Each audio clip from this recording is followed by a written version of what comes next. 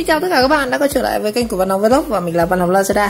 Ở đây thì mình có một số các cái thiết bị làm vlog hay là chụp ảnh mình hay sử dụng. Đó chính là đầu tiên là mình có con camera Eken H9R này. Cái này bọc để cho nó đỡ xước len. Hay là GoPro 8 Black này. 8 Black con này xịn sò nhất mới mua này. Hay là mình có một số các cái chiếc máy ảnh như là Nokia 520 này. Con này cũng quay cũng khá là tốt. Rồi hay là có cả con Redmi 5A này.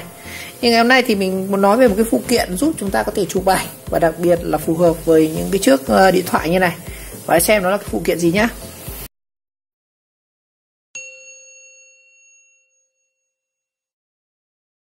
Đây, mình có cái hộp phụ kiện từ để gọi cái đầu ra đã.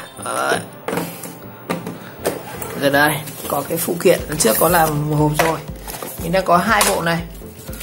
Đó chính là hai cái em len dành cho Mobi. Thực ra cái trước này mình có làm một cái review về cái em len này rồi, nhưng mà cái thời điểm đấy thì hình như là chưa có hướng dẫn các anh em cách sử dụng hết hiệu năng của những cái chiếc len này. Và video này chúng ta sẽ cùng thử nghiệm những cái chiếc len này nhá. Rồi đây là một cái hộp anh em thường mua này với giá nó cũng rẻ, nó chỉ rơi vào tầm khoảng 15 đến 16 nghìn một cái bộ này. Còn ở ngoài thì người ta có bán cái bộ này lên tới là tận 60.000 anh em, đắt phết đấy.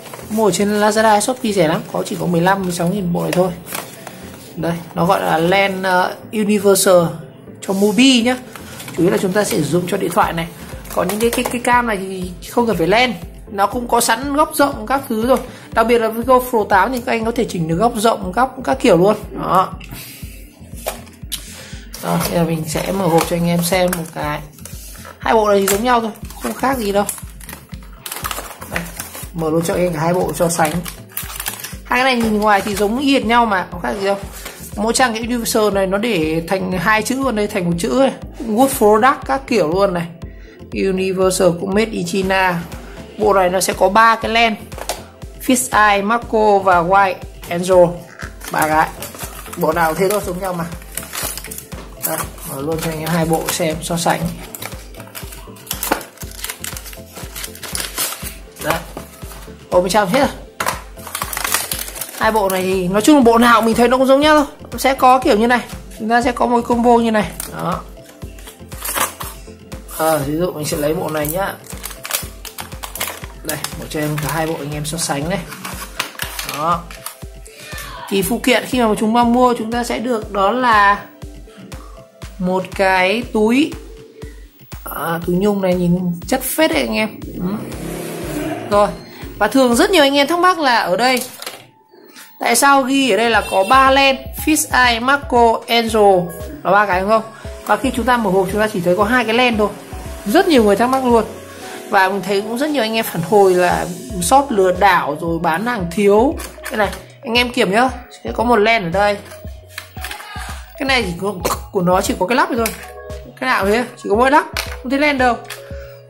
Và đây một cái len nữa này. Đó. Đây một cái len nữa này. Người thứ nhiều thắc mắc là tại len nữa đâu. Thực ra thì không phải là shop lừa đảo hay gì đâu anh em, mà nó như này. Đây là một len này. Cái này len đầu tiên các bạn sẽ thấy rằng đó là len Fish Eye 180 độ này. Và cái len thứ hai ở đây này. Cái len thứ hai này, đây anh em tháo nó ra này, tháo cái lắp chụp ra này. Thì đây nó là combo 2 len luôn. 2 len luôn trong này. Gồm có một cái lens wide là 0,67x và dưới nữa là một cái len macro. Ở đây thì họ làm dính luôn hai cái là một. Đó. Thành ra rất nhiều người chửi là bán hàng thiếu, sao bán 3 len mà lúc nhận hàng chỉ có 2 len thôi. Hộp nào cũng thế nhé các bạn. Anh em mua hộp nào cũng thế, nó chỉ có như này thôi. Đây, nó sẽ bày như này. Đó. Nhưng thực ra là hai cái len nó lắp luôn vào đây này. Đây này. Cái này của nó còn lệch ra như này cơ. Cái này là 0,67 wide này. Một cái là macro này. Hai cái này là nó lắp trong một bộ luôn. Đó. Bộ nào cũng thế thôi. Rồi mình sẽ đóng bộ này vào. Lấy một bộ thôi. Rồi. Thì cách sử dụng thì đơn giản thôi. Anh em chỉ cần lắp vào điện thoại thì mình sẽ chụp thử luôn cho anh em xem cái chất lượng của những cái cam này như nào. Cũng có thắc mắc là rất nhiều người bảo là sau khi lắp cam vào xong, lắp cái này này, nó là cái kẹp. Đấy, nó có cái kẹp này, chúng ta kẹp vào điện thoại như này. Xong rồi kêu là bị bẩn xước các kiểu vào cái mắt điện thoại của bạn ấy. Thì cái này thì trước hết các bạn lắp thì các bạn có thể dùng luôn cái túi này, các bạn lau vệ sinh qua này. Đó, dùng cồn nhớ vệ sinh qua, tại vì cam chúng ta dùng đi ngoài trời nó cũng rất là bụi bẩn, nó dính các cái vết bẩn, vết ố, vết mỡ chỗ vân tay chẳng hạn, nó chụp nó sẽ bị mờ các kiểu nhá. Thì phải lau trước cái này đi này. Đó, rồi chúng ta mới kẹp cái này vào đây. Cái này thì nó như kiểu thấu kính thôi, kẹp vào thì đây anh em chỉ cần chụp cái này vào thẳng vào cái mắt này của nó này. Mình chụp vào nhé. Đó. Đối với những cái cam mà nó có cái mắt len bé như này thì chụp rất là lợi luôn. Nhưng mà có những cái cam to thì chúng ta chụp chúng ta sẽ không bị đây, cái thấu kính nó to như này các bạn. Đó. Cái này, cái len này chụp thì nó sẽ không bị ấy. Anh nhìn thấy không? Mắt cam này rồi. Đấy, đây. Nhìn trông rất pro không? Quá pro luôn. Đó, giờ các bạn bật điện thoại lên. Chúng ta sẽ mở sang phần camera. Rồi camera của thằng này đâu? Đây, camera của nó đây. Đó. Anh em sẽ thấy rằng nó bị cái kiểu như này. Bị cái vệt đen như này. Đó. Không tránh được nhá. Góc rộng mà. Cái len này là len kiểu như là fish eye mắt cá. Cái fish eye mắt cá này thì nó sẽ giúp là nó tăng góc nhìn lên. Anh em thấy không? Bình thường anh mình bỏ cái này ra nhá. Anh em thấy góc nhìn của nó này. Góc nhìn của nó rất là hẹp luôn. Nó chỉ quay có từng cái cảnh thôi. Mà khi chúng ta lắp cái fish eye mắt cá này vào thì góc nhìn nó sẽ mở rộng lên được thêm là 180 độ. Đó. Kẹp vào này. Đó, anh nhìn thấy không? Góc quay nó đã rộng lên rất nhiều rồi. Và chúng ta nhìn thì nó sẽ cảm tưởng như là một cái góc nhìn của action cam. Ví dụ như những chiếc action cam như này, hay GoPro này. Cái GoPro nó khác với cam bình thường là nó cũng có cái góc nhìn rộng như này. Đó, anh em thấy không? Nhìn nó sẽ rộng hơn này. Đó. Đó, nhìn nó rộng hơn rất là nhiều. Đó.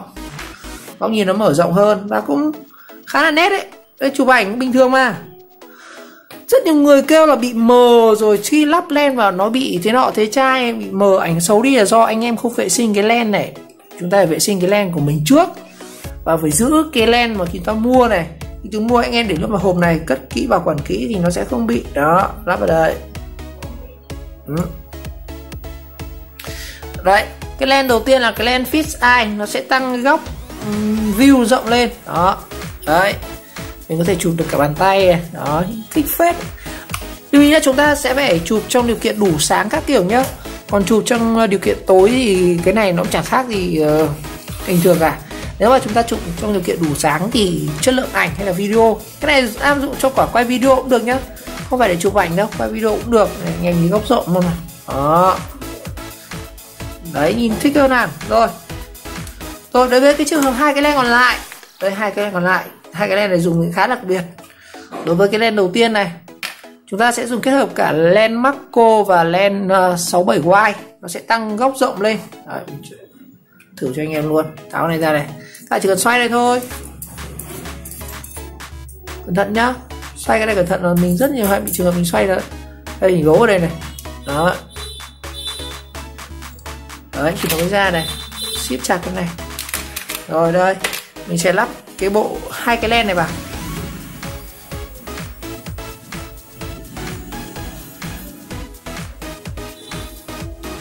Đây, lệch một chút đây này. Đấy, nó là hai len đấy. Đó, lắp vào đây. Để cho anh em xem góc bình thường như này nhá. Chúng ta lắp len là xem nó có khác hay không. Cái này thì nó cũng giống như là cái len mắt cá này, nhưng mà cái này thì nó chỉ tăng được thêm có 0,67 lần thôi. Nó vẫn là góc nhìn rộng hơn. Đó. Đó. Mình sẽ để sang video thì nó không bị cái vệt đen này nữa này. Anh em có thể chỉnh cái này làm sao cho nó đỡ bị đen nhiều nhất nhá. Đó. Chúng ta chỉnh cái này sao cho nó không bị cái vệt đen. Còn để sẽ ảnh nó rất hay bị vệt đen như này. Đó.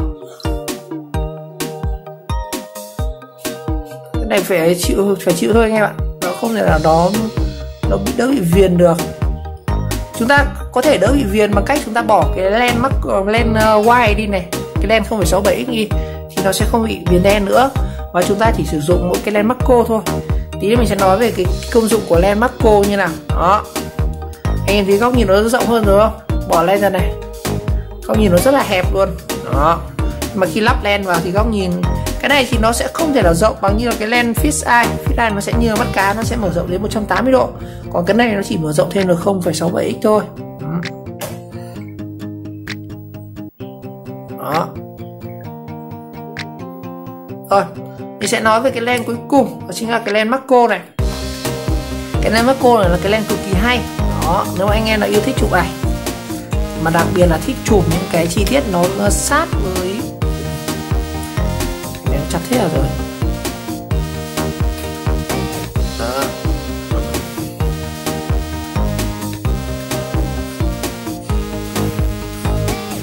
Cái này mình thấy nó không được khít lắm anh em ạ.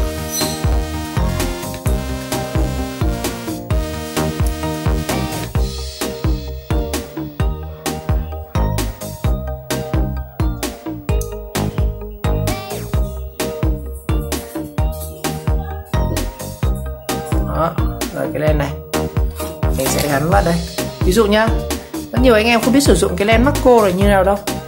Đây, ví dụ như này, khi anh em lắp cái macro vào nó sẽ mờ tịt đi, nó sẽ mờ tịt đi luôn anh em ạ.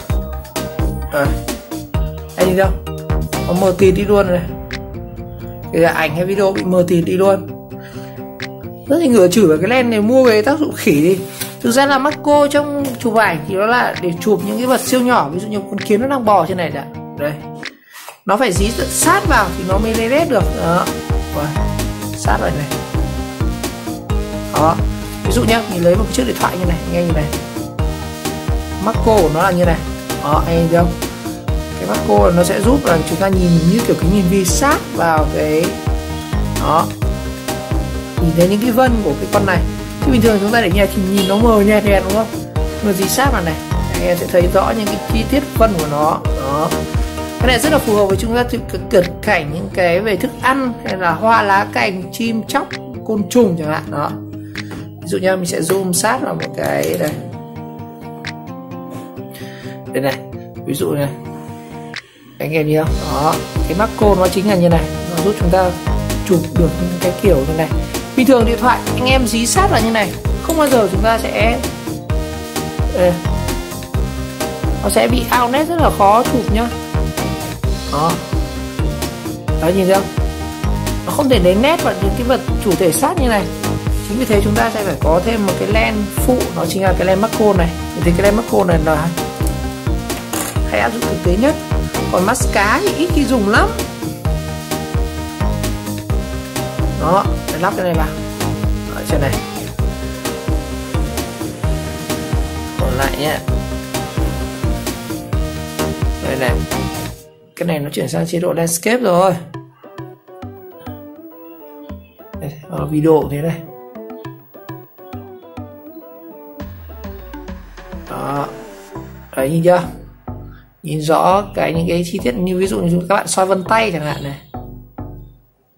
Đấy, chúng ta sẽ phải có thêm một cái lens macro này, nó như kiểu kính hiển vi ấy. Đó, anh em nào không muốn mua kính hiển vi thì có sử dụng lens macro này để soi những chi tiết, những chiếc vân tay này đấy, chụp những cái chi tiết vân tay nó rất là chi tiết luôn.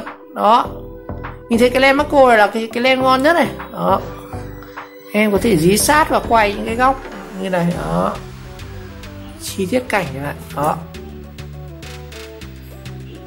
nhìn rất là rõ luôn anh em. Bình thường mắt chúng ta soi và chúng ta chưa chắc đã nhìn được sắc nét như này đâu. Đó, nhìn soi kỹ luôn cái lens này. Đó, nó chỉ là những cái thấu kính thôi mà. Rồi, như vậy ngày hôm nay thì mình đã giới thiệu cho anh em về cái combo những cái chiếc lens dành cho điện thoại, cũng như là giải đáp thắc mắc tại sao khi mua hàng luôn luôn bị thiếu lens. Thực ra đây là hai cái lens người ta đã tách ra này, đây, một cái là macro này, một cái là wide này 0,67x này, một cái là fisheye. Chúng ta vẫn đủ 3 lens. Đó, nhưng mà hai cái này nó dính vào nhau.